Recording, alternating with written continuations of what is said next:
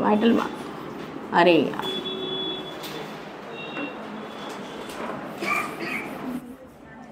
जे vital science सांगा मला प्लीज. Vital science. टेम्परेचर, हां, temperature, pulse, okay, blood pressure, आणि काय, आणि respiration rate. Okay, agree. So suppose हा तुमचा रिव्हिजन लेक्चर आहे, कारण मला असं कळलं की तुमचं ऑलरेडी हे शिकवून झालेलं आहे. So what is your normal body temperature? Those are new. तू न्यू आहेस ना? झाले ना? Okay, fine. सॉरी, तुम्हाला माहिती नाही.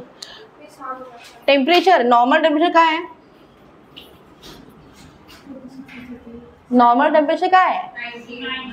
काय 98 डिग्री फॅरनहाइट. ओके, आणि जर सेल्सिअसमध्ये 37.2 डिग्री सेल्सिअस आहे तुमचं नॉर्मल टेम्परेचर. तुमचं बॉडी टेम्परेचर नॉर्मल जे ह्युमन बिंगचं आहे हे नॉर्मली 37.2 डिग्री सेंटीग्रेड हे नॉर्मल आहे. आणि हे जर कॅल्क्युलेट आपण फॅरनहाइटमध्ये केलं तर 98 डिग्री फॅरनहाइट हे नॉर्मल आहे. पल्स काय आहे? What is pulse?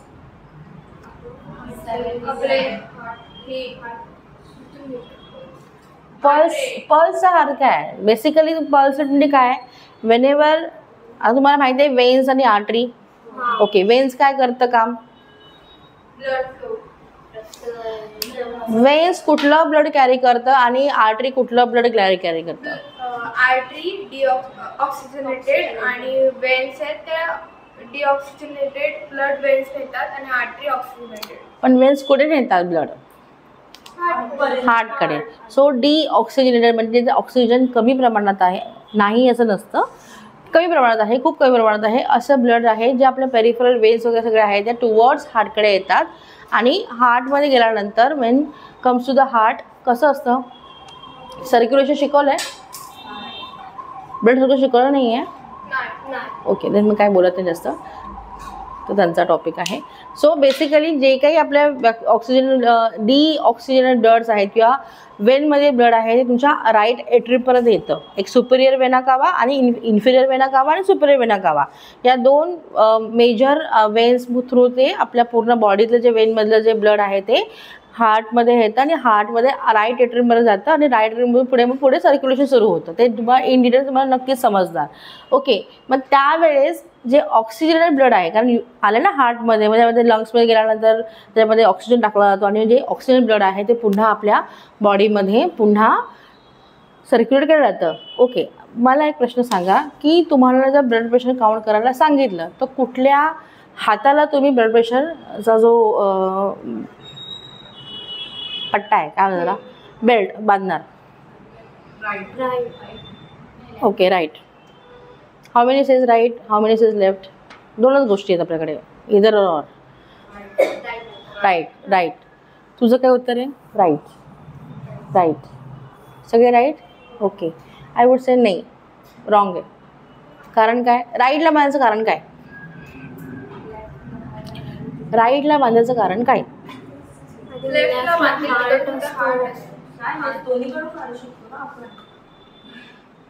काढायला भरपूर गोष्टी होऊ शकतात, पण नाही त्याला काहीतरी लॉजिक पाहिजे ना. जर आपण देवाने दोन हात दिलेत आपल्याला, देवाने आपल्याला दोन हात दिलेत, जर राईटने जेवताना आपण लेफ्ट वापरू शकतो, मी नाही म्हणत नाही वापरायचं, पण आयडियली तुम्ही काय वापरणार आहेस? जर तू राईट हाताने जेवू शकतेस तर तू लेफ्ट हात का वापरशील? Unless you are lefty you cannot use. Even जे लेफ्टी लोक आहेत ते सुद्धा राईटने जेवतात. मोस्ट ऑफ माझी मम्मा तर राईटने जेवते. Even she can have with both hand. मी बघितलंय कधी असं कधी तसं असं बघितलंय. पण मग the righty person why he will have this, why will he use left hand for his food? सवय झालेली असते. असे प्लीज पीजे नका मारू. सवयीचा प्रश्न नाही आहे हा. सवय तर खूप आपण 21 दिवसामध्ये मोडू शकतो एखादी सवय, इतकी हे नाही आहे ती, सवयीचे बांधील नाही आपण. काय कारण असू शकतं? राईटला का नाही करायचं आपण? किंवा राईटला केलेलं का वावड आहे?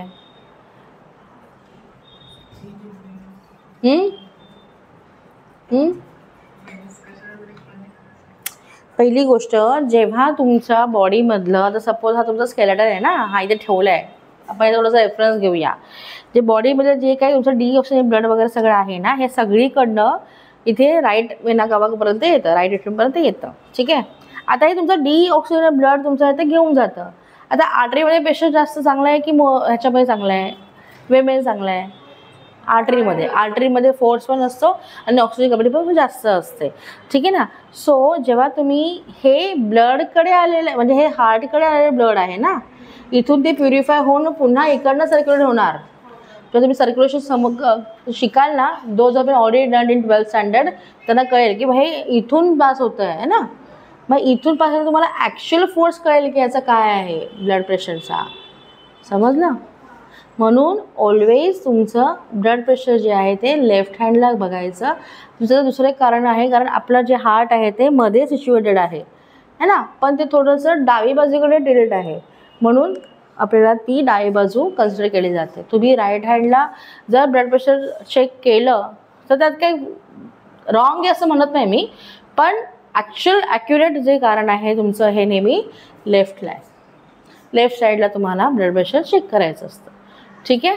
मग तुम्ही ब्लड प्रेशरच्या लेफ्टला चेक करतायत, मग तुम्ही पल्स कुठली चेक करणार? लेफ्टला चेक करायची. ओके. तुम्हाला हे माहिती आहे का, तुमचा heart rate is equal to pulse rate? तुमचा जो हार्ट रेट आहे तो तुमच्या पल्स रेटला इक्वल आहे. समज आहे का? जी तुमचे पल्सचे ठोके, पल्स कशी मोजतात? तुमची 3 बोटं घ्यायची, बरोबर? 1 2 3 प्रत्येकाने घ्या. 3 बोटं घ्यायची. तुमच्या रिस्ट, हे तुमचे अल्ना आहे, हे रेडियस आहे. जर तुम्ही अनाटॉमी शिकताय ना आता स्केलेटन वगैरे, हा तुमचा रेडियस आहे आणि तुमची ही अल्ना आहे. ओके. फोरआर्मच्या तुमच्या 2 आर्टरीज आहेत. ओके. प्रत्येक बोनला 2 आर्टरीज आहेत. मग तुम्हाला ही इथे प्लेस करायची आहे. कुठल्या तरी एका बोटाला तुम्हाला व्हॉल्यूम फील होतोय का? एक तर तुमच्या इंडेक्स फिंगरला होईल, मिडलला होईल किंवा अनामिकेला होईल, कुठेतरी तुम्हाला होईल, नक्कीच होईल ना. ठीक आहे. मग तुम्ही ते काउंट करताय ना, जेव्हा तुम्ही काउंट कराल ना, तुम्हाला समजेल की तुमचा हार्ट रेट पण सेमच आहे. या पल्सवरून आपण खूप साऱ्या गोष्टी डायग्नोज करू शकतो. ओके. त्याचं रिदम कसं आहे, तो रिदमिक आहे का, व्हॉल्यूम तुम्हाला फील होते का, मी आज जर सुपरफिशियल लागत असेल माझी वेन तर मला समजतं आहे का, किंवा मला खूप जोर लावून एकदम कॉन्सन्ट्रेट करून बघावं लागतं किंवा याला खरंच पल्स लागते का. जेव्हा सर्क्युलेशन लो असतं, जेव्हा सर्क्युलेशनचा रेट हा कमी असतो, त्यावेळेस तुम्हाला थोडेसे एफर्ट्स घ्यावे लागतात टू काउंट अ पल्स, कारण ती फीबल असते. हळूहळू कारण व्हॉल्यूम नाही ना. BP जेव्हा लो असतं ना पेशंटचं, त्यावेळेस तुम्हाला पल्स थोडीशी जास्त वेळ बघावी लागते, थोडंसं त्याला प्रेस करून बघावं लागतं त्याचं व्हॉल्यूम समजायला.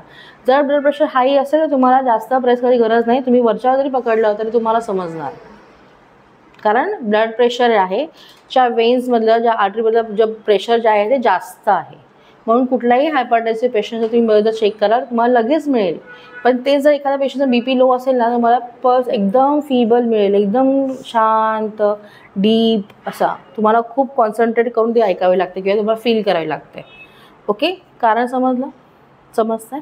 सो तुमचा हार्ट रेट जो आहे, जितका वेळ हार्ट बीट होतं पर मिनिट तितक्याच वेळात तुम्हाला पल्स लागते, हे इक्वल आहे.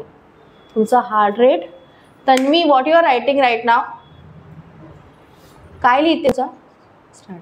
हार्ट रेट तुमचा पल्स रेट हा नेहमी इक्वल असतो. जितका तुमचा हार्ट पर मिनिट बीट करतं तितकंच तुमचा पल्स रेट हा असतो. जर तुमचा हार्ट रेट फास्ट बीटिंग असेल तर तुमचा पल्स रेट पण वाढतो. ओके. नॉर्मल पल्स रेट तुमचा काय आहे? ओके. मेडिकल फील्डमध्ये कुठलाही एक अंक कधी नॉर्मल नसतो. सगळ्या गोष्टी या मार्जिनल आहेत, कमीत कमी ते जास्तीत जास्त रेंज असते. ओके. सो तुमचं 72 पर मिनिट 200 किंवा बोली भाषेत बघायला गेलं तर ना 60 पर मिनिट 200 हे तुमची नॉर्मल रेंज आहे. पल्स रेटची नॉर्मल रेंज आहे. एखादा पर्सन जर फिजिकली खूप एक्सरसाइज वगैरे करतो तर त्याचं हार्ट रेट आहे हे नेहमी जास्त जाणार, कारण त्याची फिजिकल ॲक्टिव्हिटी म्हणजे तो इन्वॉल्ड आहे. एखादा पर्सन जर फिजिकल ॲक्टिव्हिटी जास्त इन्वॉल्ड नाही आहे, he needs to be stay calm, त्याचे हार्ट रेट कधी एवढे वाढणार नाही अनलेस अँड अंटिल काही त्याला इश्यू असेल तर, कार्डियक रिलेटेड इश्यू असेल तर. ओके, सो याच्यामध्ये काय असतं 60 to 100 जेव्हा तुम्ही बोलता pulse rate, that is your without any congenital problem किंवा हार्ट प्रॉब्लेम, तेव्हा तुम्ही बोलता सायनस रिदम.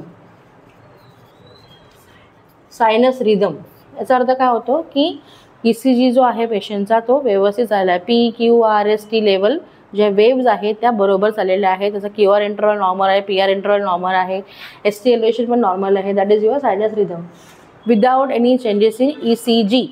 जर हार्ट रेट 60 to 100 असेल तर तो नॉर्मल रिदम आहे किंवा सायनस रिदम आहे.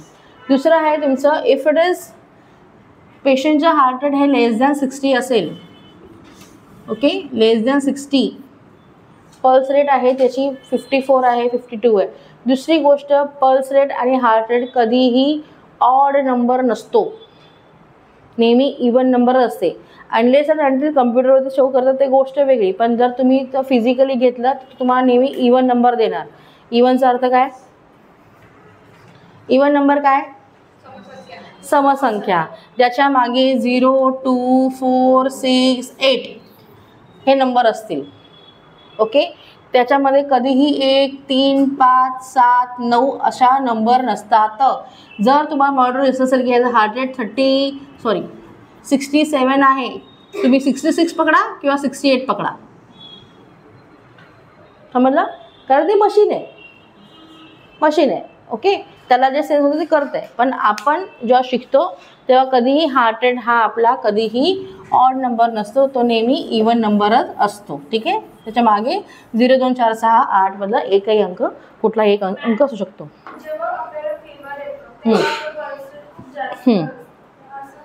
हां, सांगते.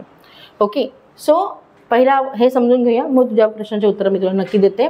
सो जेव्हा पेशंटचा हार्ट रेट हा लेस दॅन 60 पर मिनिट असतो, ओके, त्यावेळेस आपण बोलतो sinus bradycardia. Bradycardia, okay, sinus bradycardia. Okay, when heart rate is less than 60 per minute. It could be 48, it could B 50, 52, 53, 54, 56, 58 till 60. 60 घेतला तर सायनस रिदम, मग 60पेक्षा खाली असेल तर काय येणार? सायनस ब्रॅडिकार्डिया. पण without any ECG changes. ECG changes नसताना प्रॉपर ECG रिदम. अशा वेळेस काय होतं, जर तुमचं हा जर मोठा मोठा ECG असं दिसतो है ना, ओके, PQRS आणि T वेव्ह.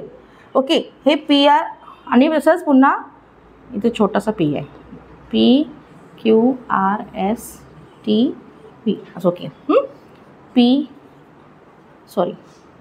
PQRS आणि T.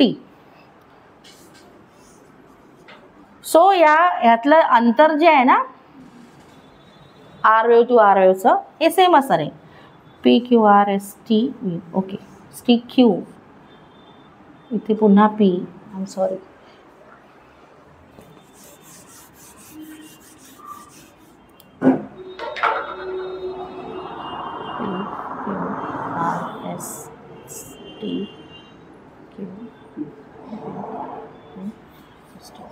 Okay, PQRST.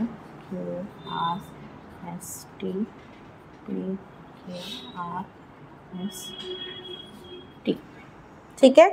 सो हे जे इंटरवल आहेत R to R इंटरवल हे सेम असतात, 1, 2, 3, 4. Okay, P wave short wave असतो. ओके, मी काय शिकवलं नाही डिटेलमध्ये, तुम्हाला सांगायला हे सिमिलर असतात. जर सायनस रिदम असेल ना तर हे सेम असतात. ओके, ब्रॅडीमध्ये पण सेम असतात, पण थोडेसे प्रोलॉंग असतात, लांब. आता हा टी काढल्यानंतर, टी वेव्ह काढल्यानंतर ना थोडासा P वेव्ह फॉर्म मला वेळ लागतो. P, ओके, हा P, QR, okay, S, T. समजतं? समजलं? हा P वेव्ह तुमचा इकडे PQRST प्रोलॉंग घेतला, मग पुन्हा P फॉर्म होणार. म्हणजे ह्याचा जो RR इंटरवल आहे ना तो वाढतो. ओके, पण हेच जर सायनस टॅकिकार्डिया असेल तर जो आर आर इंटरवल आहे तो कमी होतो. ओके, पी मला पण टेन्शन आलं Q R S T. Okay ठीक आहे, Q P R S T हा इंटरवल कमी झाला. सायनस रिदमपेक्षा जर कमी इंटरवल असेल बट इक्वल असेल, इक्वल प्रपोर्शनमध्ये असेल तो सायनस आहे. ओके, सो जर प्रोलॉंग पी असेल, आर आर इंटरवल जर प्रोलॉंग आहे तो ब्रॅडिकार्डिया. आणि हार्ट रेटवर तुम्हाला हे सगळ्या गोष्टी एकमेकांशी संलग्न आहेत. ECGमध्ये तुम्हाला दिसतंय, पण हार्ट रेट 60 असेल, मोर दॅन 65 असेल तर नाही चालणार. ते एकमेकांसोबत संलग्न, it goes in hand in hand. तर तुम्हाला ब्रॅडिकार्डिया बोलायचं की बाबा लेस दॅन हार्ट रेट पण 60 पर मिनिट आहे आणि याचं प्रोलॉंग आर आर इंटरवलसुद्धा वाढलेलं आहे. जर कमी असेल तर कधी वाढतो तुमचा हार्ट रेट, कधी वाढतो, काही कारणं आहेत का? पुसू आहे, जेव्हा तुम्हाला अँशियसनेस येते, एन्झायटी येते, थकवा येतो, धडधड वाढते, भीती वाटते, या सगळ्या कारणामुळे तुमचं काय होतं, हार्ट रेट जे आहे ते इन्क्रीज होतं. ओके, आता इन्क्रीज होण्याचं कारण काय? एखाद्या गोष्टीबद्दल तुम्हाला कुतूहलता असते पण मग तुम्हाला भीती पण वाटते, जस्ट टू अंडरस्टँड, नर्वसनेस, एक्साइटमेंटमध्ये. हे बघ, ह्या सगळ्या गोष्टी सायकोलॉजिकल फिलिंग आहे तुमच्या मेंटली. ज्या गोष्टी तुम्ही आता एखाद्या गोष्टीचं, आता काल तुम्हाला अँशियसनेस होतं, एखाद्या गोष्टीची उत्सुकता असणं, पण it could be in a bad वे और it could be in a good way. म्हणजे तुम्हाला ते त्याचा चांगला पद्धतीने उपयोग होऊ शकतो आणि बाहेर म्हणजे चुकीच्या पद्धतीने होऊ शकतो. So anxiousness this thing is to know things, new things. त्यासाठी मी खूप अँशियस आहे, एक्सायटेड आहे, या सगळ्या गोष्टी. उतावळीपणे किंवा उत्सुकता असतं ना, असा प्रकार. Okay, now the heart rate is more than 100 per minute. मग ते कितीही असू दे, 102, 104, 106, 140, 150, हे तर खूपच पुढच्या गोष्टी गेल्या. जेव्हा तुमचा ECG हा पण नॉर्मल राहत नाही, इट ऑलवेज गोज आणि चेंज रिडिंग पण त्याचं नॉर्मल राहत नाही. जेव्हा कधी तुमचे heart rate is more than 100 आहे किंवा 120 पर मिनिट आहे किंवा 124 मिनिट आहे, that is your sinus tachycardia. तिथे आर आर इंटरवल हा कमी होतो. ओके, समजलं? Understand, just to make you understand. जर पेशंटचा हार्ट रेट 60 to 100 असेल तर तुम्हाला सायनस रिदम लिहायचं आहे. वेन हे तुम्ही कधी लिहिता, जेव्हा तुम्ही डॉक्युमेंट करता, पेशंटचा ब्लड प्रेशर वगैरे घेता ना त्यावेळेस. ओके, तर पेशंटचा हार्ट रेट हे लेस दॅन 60 पर मिनिट असेल तर तुम्हाला यायचं आहे सायनस ब्रॅडिकार्डिया. आणि पेशंटचा हार्ट रेट जर मोर दॅन 100 पर मिनिट असेल तर 120 पर मिनिट जे काही असेल त्याला म्हणायचं तुला सायनस टॅकिकार्डिया. सायनस टॅकिकार्डिया, टॅकिकार्डिया. ओके, समजलं? जे ॲथलेटिक्स असतात ना, जे ॲथलेटिक्स करतो माहिती सगळ्यांना, आपण जिम्नॅटिक्स वगैरे करतो, त्या ॲथलीट्समध्ये कधीही त्यांचा हार्ट रेट हे 60च्या वरती नसतं. वर्षानुवर्ष खूप प्रॅक्टिस करत असतात, त्यांच्या हार्टवरती खूप कंट्रोल असतो, बॉडीवरती खूप त्याचा कंट्रोल असतो, त्याचं हार्ट रेट हे जास्त नुसतं बीट करत नाही. किंवा एखादा मेडिसिन रिव्हर्स इफेक्टसुद्धा आहे. तो एखाद्या पेशंटला जर हायपरटेन्सिव्ह मेडिसिन चालू आहे आणि त्याचा एक रिव्हर्स इफेक्ट म्हणून सुद्धा त्याचं हार्ट रेट जे आहे ते लोअर डाऊन होतं. डिपेंड्स. ओके, समजतंय? नाव युअर क्वेश्चन. फीवर आल्यानंतर आपले हार्ट रेट का वाढतात? का वाढत असतील? हो, सॉरी, काय लिहायचं होतं?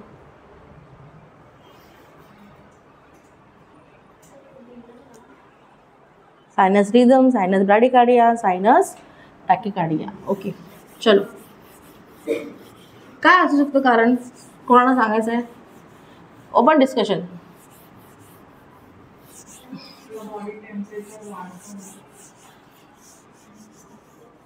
फीवर काय येतो?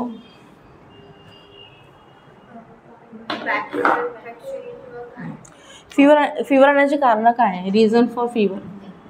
इन्फेक्शन असतं व्हायरल. हे सिम्पटम आहे, प्रत्येकाला हे सिम्पटम आहे. हा आजार नाही आहे. फीवर येणं काही आजार नाही आहे. आता तुम्हाला कळलं असेल ना नर्सिंग आल्यानंतर ॲटलिस्ट, किंवा फीवर येणं हा काही आजार नाही आहे, सिम्पटम आहे. म्हणजे अंडर कॉज जे आहे, अंडरलाईन कॉज काही डिफरंट आहे, पण त्याचा एक सिम्पटम आहे हे फीवर. आता सिम्पटम जे फीवर आहे, ओके, त्यामुळे काय होतं, तुमचं बॉडी टेम्परेचर हे रेज होतं. म्हणजे कुठेतरी बॉडीमध्ये काहीतरी डिस्फंक्शन झाल्यामुळे तुमचं बॉडी टेम्परेचर रेज झालं आहे. आता हे आपली जी बॉडी आहे ना, प्रत्येकाचीच बॉडी आहे ना, ही डिफेन्स मेकॅनिझमचं काम करते. डिफेन्स मेकॅनिझम कामचा अर्थ काय होतो? डिफेन्सचा अर्थ काय होतो? संरक्षण, सुरक्षा करायचं. जर मी कोणाला एक समाट मारली तर सेकंड टाइम झाली का ती एक तर मागे होईल किंवा ती गाल मागे घेईल, म्हणजे that is your defence. Okay. एखादं तुम्हाला दिसतंय तुम्ही रस्त्याने चाललाय आणि खूप मोठा लाईटचा प्रकाश तुमच्या डोळ्यात येतो, तुम्ही काय कराल? डोळे बंद करा किंवा बाजूला व्हाल. ओके. तसं डिफेन्स मेकॅनिझम, जेव्हा तुम्हाला कधी फिवर येतो, that is your underline cause. Body find out करायचा प्रयत्न करते की अंडरलाईन कॉज कुठे आहे. ओके. मग त्यामुळे काय होतं, फिवर सिम्पटम असल्या कारणामुळे तुमच्या बॉडीने डिफेन्स मेकॅनिझम काम कोण करतं? तर तुमचे व्हाईट ब्लड सेल. तुमच्या ब्लडमध्ये RBC आहेत, WBC आहेत, प्लेटलेट्स आहेत, होमिओक्रिट आहेत. ह्या सगळ्या गोष्टी, ज्या 4 इम्पॉर्टंट गोष्टी आहेत घटकामधल्या तुमच्या ब्लडमधल्या, त्यातल्या डिफेन्स मेकॅनिझम काम करतो तुमच्या पांढऱ्या पेशी. म्हणजे तुम्ही पांढऱ्या पेशी वाढल्या आहेत, चं प्रमाण खूप जास्त वाढलं आहे. ॲक्च्युली ते इन्फेक्शन दाखवतं. जितक्या मल्टिपल प्रमाणात ते तुम्हाला वाढणार तितक्याच प्रमाणात तुमचं इन्फेक्शन आहे. तुमचं नॉर्मल इन्फेक्शन रेट जो आहे किंवा WC काउंटचा जो रेट जो आहे हा तुमचा आहे 4000 ते 8000. प्रत्येकाचा डिफरंट असतो. म्हणजे प्रत्येकाचं तसंच बोली भाषेमध्ये लॅब व्हॅल्यू थोडं डिफरंट असू शकतात. कोणी 4500 घेतं, कोणी 5000 घेतं, कोणी 1000. पण जसं जसं तुम्हाला मार्जिन वाढतो तसा त्याचा रेट पण वाढतो. तो 4000 ते 8000 पण तुमचा नॉर्मल आहे इन्फेक्शन रेट, म्हणजे WBC काउंट. जर त्याच्या व्यतिरिक्त तुमचा WBC काउंट वाढला आणि म्हणजे body is ready to fight against the infection which is been there inside the body. Okay. अशा वेळेस काय होतं, पूर्ण मेकॅनिझम जे आहे तुमचं ते त्या ठिकाणी जातं, म्हणजे कॉन्सन्ट्रेट केलं जातं. मग अशा वेळेस काय होतं, तुमचं हार्ट पण आहे जास्त काम करतं आणि ते सर्क्युलेशन प्रमाण वाढल्या कारणामुळे तुमचा टॅकिकार्डियाचा रेट वाढतो, पल्स ही तुमची वाढते. दुसरं काही कारण नाही. तुम्ही धावल्यानंतर काय करतो, तुम्ही तुमच्या हार्टला दमवलं ना, मग ते काय करतं, ऑक्सिजन आपल्या बॉडीला रीच होण्यासाठी ते प्रयत्न करत आहे, जास्त पंप करत आहे, म्हणून तुमचा हार्ट रेट वाढतो. ओके. जर तुम्ही झोपलेले असाल आणि तुम्हाला धडधड झाली तर ते नॉर्मल नाही, कारण तुमची बॉडी रिलॅक्स स्टेजमध्ये आहे. आणि if it is still be palpitating continuous, तुम्हाला वाटतं की पाल्पेशन होते, तर एक अँशियसनेसमुळे होऊ शकतं. म्हणजे तुमचा बॉडीशी तुमचं मेंटल कनेक्शन नाही. मन हा असा प्रकार आहे जो तुमच्या बॉडीमध्ये कुठेच नाही आहे, बट स्टील ते विचार वगैरे असतात, थॉट्स वगैरे असतात, त्याच्यामुळे तुमच्या ब्रेनवर इफेक्ट होतो. कारण तुमचं थिंकिंग सेंटर जे आहे ना तुमच्या मेडुला ऑब्लॉंगेटामध्ये आहे, सेरेब्रममध्ये आहे. समजतं आहे? सो या सगळ्या गोष्टी तुमच्या एकमेकांशी संलग्न आहेत. कुठलीही एक गोष्ट होते आणि दुसऱ्याला पत्ता पडत नाही असा प्रकार नाही. जस्ट फॅमिली, एकाला कळलं की दुसऱ्याला लगेच समजतंच, कारण ते ऑटो कनेक्टेड आहेत, इम्पल्सेस आहेत. आहे ना, प्रत्येकाकडे आहे ना सेन्सरी ऑर्गन, समजतं ना. जर तुमच्या पायाला लागलं, जर तुमच्या ब्रेनपर्यंत जर चेतना गेली नाही तर तुम्हाला समजेल का तुमच्या पायाला लागलं आहे ते. So it's all depend on each other. ठीक आहे. ओके. पल्स कळली, आपला हार्ट रेट आणि आपला पल्स रेट हा सेम असतो. ओके. आणि कधीही तो ऑड नंबर नसतो, ऑलवेज इन इवन नंबर. आता प्रत्येकाने आपली पल्स काउंट करा please for minute.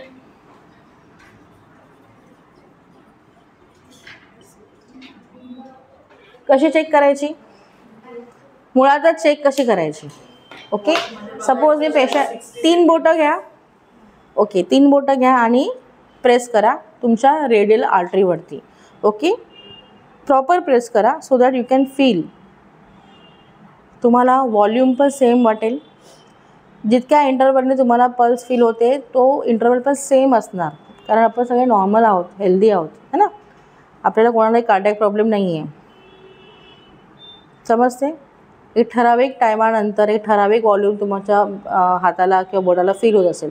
It could बी एखाद्याला मिडल फिंगरला होते, एखाद्याला इंडेक्सला होऊ शकते, एखाद्याला नॉर्मल ह्याला होऊ शकते. पल्स. Blood pressure. आता याचं युनिट काय हे आपण डिग्री फॅरनहाइट केलं. याचं काय आहे, per minute. Rate per minute. Okay. इथे काय ब्लड प्रेशरचं युनिट काय आहे, MM/Hg किंवा तुम्ही mmHg पण लिहिलं झालं तरी चालेल. Okay. Hg stands for mercury, तशीच ती संज्ञा आहे. Hg millimetre of Hg. Okay. आता ब्लड प्रेशर हे 2 प्रकारे होतं, एक सिस्टॉलिक असतं आणि एक असतं diastolic. Okay. Systolic pressure normal काय आहे तुमचं, नॉर्मल रेंज काय आहे ब्लड प्रेशरची कोणाला माहिती आहे? 120/80 mmHg is your normal average blood pressure. सरासरी हे तुमचं नॉर्मल आहे. माझं 110/70 आहे तर मी काय अबनॉर्मल आहे का? नाही. किंवा माझं 130/90 तर मी काय अबनॉर्मल आहे का? दिस डिपेंड ऑन युअर हेरिडिटी. पुरुष आहे, बाई आहे, कुठल्या एजमधली आहे, तिचं फिजिकल स्ट्रेंथ काय आहे, या सगळ्या गोष्टीवर या पॅरामीटर चेंज होऊ शकतात. जर एखाद्याचं पर्सनचं 130/90 BP जरी असेल पण त्याला त्याचा काही फरक पडत नसेल, म्हणजे त्याला काही अशी परिणाम नसेल किंवा त्याला त्रास होत असेल तर त्याला नॉर्मल येते. ओके. पण BP हायर साईडला कधी होतं, पण हायपरटेन्शन कधी बोलणार? हायपरटेन्शन तुम्ही कधी बोलणार? किंवा जर BP हायपरटेन्शनमध्ये आहे तर जेव्हा तुमचं सिस्टॉलिक BP हे 140 असतं आणि डायस्टॉलिक हे 100 mg/h असतं आणि ह्याचे कन्सिस्टंट तुमचे 2 रिडिंग पॉझिटिव्ह असतात, दॅट इज युअर हायपरटेन्शन. मग त्याला कंटिन्यू एकदा येऊन नाही होत, कारण कधी कधी अँशियसनेसमुळे होतं किंवा एखाद्या भीतीमुळे सुद्धा एखादं ब्लड प्रेशर वाढू शकतं. पण नॉर्मल आहे तुमचं 120/80 mmHg, more or less 110/70 even 130/90 can be a consider as a normal one. आता सिस्टॉलिक आणि डायस्टॉलिकमध्ये काय फरक आहे?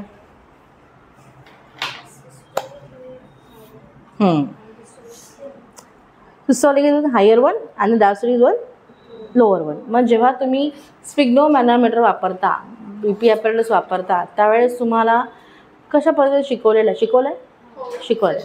सिस्टॉलिक शिकवलं, डायस्टॉलिक शिकवले. मग त्यावेळी तुम्ही फर्स्ट BP जेव्हा तुम्ही चेक करता त्यावेळी तुम्हाला काय इम्पॉर्टंट आहे, लेफ्ट साईडला घ्यायचं आहे. ओके. लेफ्ट साईडला घ्यायचं आहे. मग तुम्हाला कुठली पद्धत वापरली जाते? डायरेक्ट आपण तुम्ही काफ लावता, मग काय करता? इन्फ्लेट करायचं. हां, इथे तुमची ब्रेकियल आर्टरी आहे, ही तुमची ब्रेकियल आर्टरी आहे. ब्रेकियलचा अर्थ काय होतो? ज्या आर्टरीज आहेत आपल्या राईटला हातामधल्या त्यातलं ब्रेकियल आर्टरी. ओके. ब्रेकियल आर्टरीपासून किती? 2 फिंगर कशाला पाहिजे? परत 4 बोटं. तुम्हाला 4 तुमची छोटी आहेत ना, 4 माझी 2. Okay. So apart from that तुमचा जो गेज आहे तो आला पाहिजे, तो तुमचा फिट. तुमचं प्लेसमेंट खूप इम्पॉर्टंट आहे when you are counting the BP. त्याच्यानंतर प्लेस केला आपण. ओके. मी कफ लावला, त्याच्यानंतर काय करणार? स्टेथो ठेवायचा ब्रेकियल आर्टरीला आणि मग काय करायचं? जो बलून आहे तो लॉक करायचा आणि मग फिल करायचं, म्हणजे एअर आहे ती फिल करायची, पंप करायची. कुठपर्यंत करणार?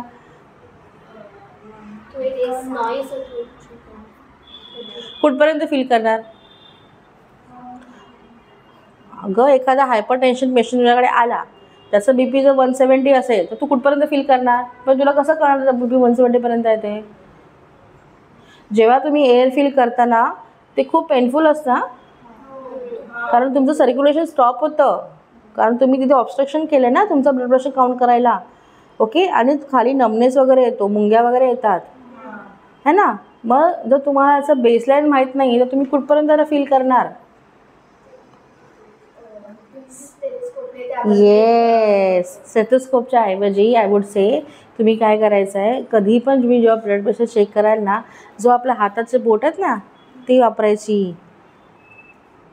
काय करायचं सांगा? तुम्ही प्रेशर फील केल्यानंतर काय होतं? ओके. स्टेथोस्कोप तुमचा जो आहे ना तो नंतर वापरायचा आहे. आधी तुमची पल्समध्ये तुमची बोटं ठेवायची. ही 3 बोटं जी आहेत ना तुमची पल्सने दाखवतं. जेव्हा तुम्ही हळूहळू जी काफ जे एअर तो रिलीज करणार ना, हळूहळू काय होतं, तुमच्या पल्स म्हणजे पेशंटची पल्स, आता तुम्ही इथे ऑब्स्ट्रक्शन दिलं आहे म्हणजे इथे पल्स लागेल का? सर्क्युलेशन नाही आहे तर नाही लागणार. ओके. ती अब्सेंट आहे. Okay. But when you are putting this finger on the patient rail artery, जेव्हा तुम्ही रिलीज करणार प्रेशर हळूहळू हळूहळू हळू, तेव्हा एका ठिकाणी येऊन तुम्हाला पल्स फील होते. दॅट मीन्स फटाक जेव्हा तुम्ही जे रिलीज केलं ना तर लगेच प्रेशर जे थांबलेलं आहे लगेच इकडे आलं, ते तुम्हाला काय दाखवतं? Systolic pressure. त्या पल्सवरून तुम्हाला कळतं की बाबा सिस्टॉलिक प्रेशर किती आहे. आणि जर तुम्ही नीट बघितलं त्या स्पिग्नोमॅटर मॅनोमीटरमध्ये तर तो पारा जो आहे ना तो असा बाउन्स होतो. ती तुमची रेंज आहे, म्हणजे स्टार्टिंग टू एंड. स्टार्ट जिथे होतं तिथे तुमचं सिस्टॉलिक आहे आणि जिथे संपलं तुमचं डायस्टॉलिक रिडिंग आहे. बोल. कधी स्टॉप करायचं पंप? तेच सांगते ना, फर्स्ट तुम्हाला आधी पल्सने बघायचं आहे आणि सेकंड टाईम तुम्हाला मग डायस्टॉलिकसाठी तुम्हाला तो कफचा वापर करतो. जर पेशंटचं BP 170 असेल and then if you are being pumping the up till the 160 रेंजपर्यंत तुम्ही ॲक्युरेट BP घेणार का? आणि अननेसरी तुम्ही कफ प्रेशर वाढवू शकत नाही. अननेसरी तुम्हाला याचं बेसलाईन माहीत नाही तर तुम्हाला पहिला बेसलाईन समजता आलं पाहिजे की कसं काउंट करायचं. त्यासाठी तुम्हाला या स्टेथोची आणि पल्स रेटची जे तुमचे पल्स आहे त्याचं तुम्हाला टेक्निक माहिती असली पाहिजे. ही टेक्निक तुम्हाला कळली की तुम्ही मग नेक्स्ट टाईम जेव्हा तुम्ही कन्फर्मेशनसाठी जे तुम्ही ब्लड प्रेशर घेता when you want to calculate the diastolic असो त्यावेळेस तुम्हाला तिथपर्यंतच जायचं आहे. तिथपर्यंत तुम्हाला पेशंटला हवा फील करायची आहे, कारण ते खूप पेनफुल असतं, खूप जास्त पेनफुल असतं. अंडरस्टँड? आपण जेव्हा डेमॉन्स्ट्रेट करू ना त्यावेळी हा तुम्हाला नक्की पाठ मी सांगेन. Okay. Now next is your respiration rate. हा पण तुम्हाला रेट काउंट करायचा आहे पर मिनिट. इथे पण तुम्हाला पर मिनिट, इथे mOf/Hg आणि इथे इधर फॅरेनहाइट और सेल्सियस डिग्री सेंटीग्रेड. ओके. समजतंय? ओके. नाव रेस्पिरेशन रेट किती नॉर्मल आहे? 16. Again 16 to 20 per minute is normal, किंवा 18 ते 20 नो प्रॉब्लेम. कोणीतरी छान सखोल श्वास घेतं त्याचा रेट कमी असू शकतो, नो प्रॉब्लेम. कोणी नॉर्मल आपण बोलता तो रेट वाढू शकतो, नो प्रॉब्लेम. प्रत्येकाची जशी पर्सेंटेज असं त्याचा रेट हा कमी जास्त होऊ शकतो. आता हे कसं काउंट करणार तुम्ही? एखाद्या पेशंटचं रेस्पिरेशन रेट सांगितलं काउंट करायला, तर कसं काउंट करणार?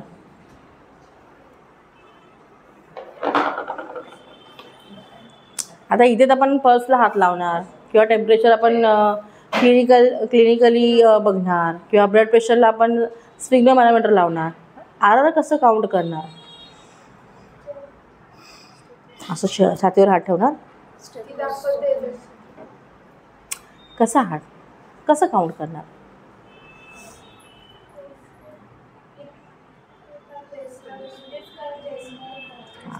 सो स्टेथोस्कोपने तुम्हाला रिडिंग येणार नाही. सो पहिली गोष्ट अशी आहे ना की जेव्हा कधी तुम्ही एखाद्याला स्टेअर करता, असं एकटक बघता, तुम्हाला एन्झायटी येते का बघतोय बाबा आपल्याकडे. ओके. मग तुमचे वायटल्स जे ते इलॅबोरेट होतात. तुमच्या कंट्रोलमध्ये असलेला वायटल कोणता आहे? रेस्पिरेशन रेट, जो की तुमच्या कंट्रोलमध्ये आहे. You can hold your breath, you can fast your breath, you can lower down your breath. Okay नाही? मग जेव्हा एखाद्या व्यक्तीला कळतंय की बाबा ही व्यक्ती माझ्या छातीकडे बघते, तो कसा राहील? बिंग एज अ पर्सन मी सांगते. हां, जर एखादी व्यक्ती तुम्हाला कळते की माझ्याकडे स्टेअर करते आहे, माझी छातीची मुवमेंट बघते आहे, तर तो घेईल का नॉर्मल श्वास? नाही घेत. ओके. सो अशा वेळी काय करायचं? सो कधी पण आता आम्हाला कसं जेव्हा आम्ही शिकलेलो तेव्हा आम्हाला 3 मिनटं होती. ओके. टेम्परेचरसाठी, कारण आम्ही पेशंटच्या साईडला यायचो आणि कधी पण हे वायटल्स ना बसून घ्यायची नाही, उभं राहून घ्यायची नाही अंटिल इन्स्ट्रक्शन. जोपर्यंत तुम्हाला इन्स्ट्रक्शन दिलेले नसतात ना की याच्यात बसून BP घ्या किंवा सिटिंग BP घ्यायची किंवा स्टँडिंग BP तरच ते घ्यायचं. Otherwise patient has to be lie down. झोपवायचा पेशंटला, रिलॅक्स करायचं, कारण ॲक्टिव्हिटीजमध्ये नेहमी पॅरामीटर्स हे चेंज होत राहतात.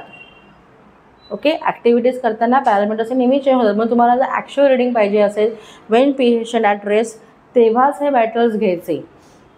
समजतं? ओके. अननेसरी तुम्हाला कोणी इन्स्ट्रक्शन दिलेलं आहे की बाबा या पेशंटचं सिटिंग BP घ्यायचं आहे किंवा स्टँडिंग BP घ्यायचं आहे तरच त्या पेशंटचं स्टँडिंग BP तुम्ही घेऊ शकता, रेट तुम्ही घेऊ शकता. Otherwise it is not at all been advisable. Understand? So अशा पेशंटला तुम्ही झोपवायचं. व्हॉट वी यूज सपोज, म्हणजे आम्ही काय करायचो, आम्ही ते क्लिनिकल थर्मामीटर जो आहे ना तो आता आम्ही राईट साईडला उभे आहोत ना, तो पेशंटच्या लेफ्ट साईडला तो ॲक्झिलामध्ये आम्ही ठेवायचो. आणि पेशंटचा जो हात आहे ना तो आम्ही असा पेशंट चेस्टवर ठेवायचो. यात काय व्हायचे? 3 कामं व्हायची. एक तर पेशंटचं टेम्परेचर पण चेक करायचं. आमचा जो पल्स रेट जो ह्याच्यावरती पण आहे, म्हणजे we can count a pulse for a minute. And then आता पेशंटच्या चेस्टवरती हात आहे ना, मग तो मुवमेंट करतो ना, वेनेवर चेस्ट रायजेस जेव्हा तो श्वास घेतो चेस्ट जी अपराईज होईल ना, मग त्यावेळेस तुमचा रेस्पिरेशन रेट हा काउंट केला जायचा. मग त्यावेळेस पेशंट कॉन्शियस नाही व्हायचा, कारण त्याला माहिती आहे ही पल्स घेते आहे, टेम्परेचर घेते, तो नॉर्मल राहायचा. पण आता काय झालं आहे, तुमच्याकडे आहेत डिजिटल थर्मामीटर जे की एका मिनिटात बीप होतात, हो की नाही. 1 मिनिट झालं की ते टॅव टॅव टॅव टॅव सुरू होतं त्याचं. मग अशा वेळेस सांगायचं, पेशंटला एक्सप्लेन करायचं की मी पल्स रेट घेते, तुम्ही 2 मिनटं शांत पडून राहा. ओके, 1 मिनटं तुम्ही पल्स रेट घ्यायची आणि 1 मिनटं तुम्हाला पेशंटचं रेस्पिरेशन रेट काउंट करायचं आहे. अंडरस्टँड, समजलं. आता 1 मिनटं कसं करणार, सेकंद काटा असलेलं घड्याळ वापरायचं. ओके, पण जेव्हा तुम्ही हॉस्पिटलमध्ये असतात त्यावेळेस तुमच्या हातामध्ये काही नको. ओके, ना अंगठी, ना नेलपेंट, ना नखं, ना मेहंदी, काही नसतं, काही नको. मग अशा वेळेस ते खिशात ठेवायचं असतं when you are on duty, आणि then whenever it require that time तुम्हाला ते उपयोगी पडतं. समजलं थोडक्यात, कारण तुम्ही ऑलरेडी हे शिकलं त्यामुळे मला जास्त डीप जायचं नव्हतं, but still I want just want to give you revision. So आपण हे आपण डिस्कस केलेलं आहे. सो आपण जेव्हा प्रॅक्टिकलला जाऊ, प्लीज ॲटलिस्ट या शनिवारीच आपण प्रॅक्टिकल नक्की करू. सो यायचा प्रयत्न करा सगळ्यांनी with number, huge number, so that most of the मुलींना ते शिकता येईल, त्याचं हँड ऑन घेता येईल. ठीक आहे, चालेल, थँक्यू.